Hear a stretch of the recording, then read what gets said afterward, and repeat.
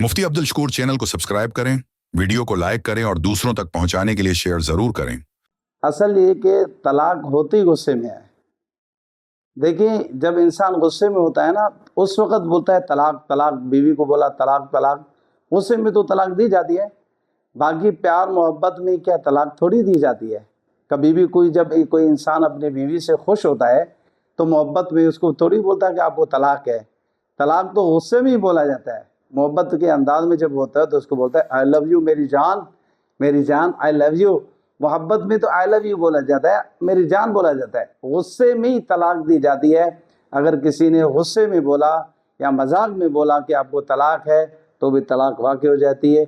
इस वजह से ऐसे अल्फाज और गुस्से पे कंट्रोल करने चाहिए और इस तरह का कोई मजाक भी न करें मियाँ बीवी एक दूसरे को। मैं आपको तलाक दूंगा, आपको तलाक है तो भी तलाक हो गई।